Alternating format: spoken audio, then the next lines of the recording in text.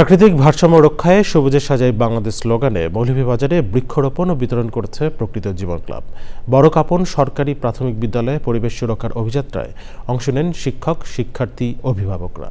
এমন উদ্যোগ নতুন প্রজন্মকে পরিবেশ প্রতিবেশীর প্রতি দায়িত্বশীল করে তুলবে এ প্রত্যাশা বিশিষ্টজনদের।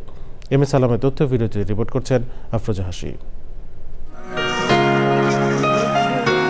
একটি কুঁড়ে দুটি পাতার সবুজের প্রাচুর্যে ভরা জেলা মৌলভীবাজার।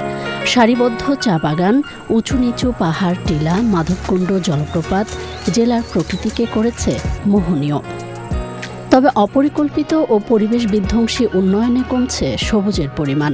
হুমকিতে থাকা পরিবেশের টেকসই উন্নয়নে মৌলভীবাজারে প্রকৃতি ও জীবন ক্লাবের বৃক্ষায়ন। সবুজে সাজাই বাংলাদেশ স্লোগানে মৌলভীবাজার জেলায় বৃক্ষরোপণ ও গাছের চারা বিতরণ কর্মসূচি পালন করেছে প্রকৃতি ও জীবন ক্লাব। অধিক গাছপালা শহরের ও আশেপাশের এলাকার তাপমাত্রা প্রায় 5 ডিগ্রি সেলসিয়াস পর্যন্ত কমিয়ে দিতে পারে, যা গরমজনিত অসুস্থতার ঝুঁকি উল্লেখযোগ্যভাবে হ্রাস করে।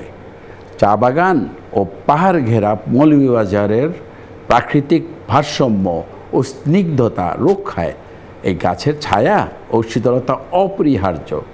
আসুন মৌলভীবাজারকে আরও সবুজ, নির্মল ও বাসযোগ্য রাখতে সকলে মিলে সক্রিয়ভাবে বৃক্ষরোপণ কর্মসূচিকে এগিয়ে নিয়ে যাই। দেশীয় বিভিন্ন গাছের চারা উপহার পেয়ে উচ্ছ্বসিত শিক্ষার্থীরা।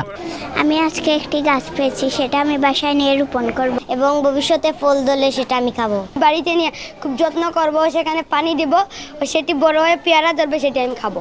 বৃক্ষায়নকে সামাজিক দায়িত্ববোধের অনন্য উদাহরণ বলেছেন সুধীজনরা। গাছের সাথে জীববৈচিত্র্য যুক্ত, তাদের বাস্তুসংস্থান আমরা নষ্ট করছি, ধ্বংস করছি। এইসব কারণে পরিবেশের এই যে পুনর্বনায়ন দরকার, এর জন্য গাছ আমাদের লাগানো খুব দরকার। আমরা যদি প্রত্যেকে একটি করে গাছ লাগাই এবং যত্ন নেই, তাহলে আমাদের এই সুন্দর বাংলাদেশ সবুজ শ্যামলে ভরে উঠবে। জলবায়ু পরিবর্তনের ফলে আমরা যে বিরূপ অবস্থায় রয়েছি, এই থেকে পরিত্রাণ পাওয়ার জন্য বৃক্ষরোপণের কোনো বিকল্প নেই। পরিবেশবাদীরা বলছেন, দেশজুড়ে প্রকৃতি ও জীবন ক্লাবের সবুজায়ন সবাইকে পরিবেশ সচেতন করার পাশাপাশি নিশ্চিত করবে সবুজ ও সুন্দর বাংলাদেশ। আফরোজা হাসি, চ্যানেল আই।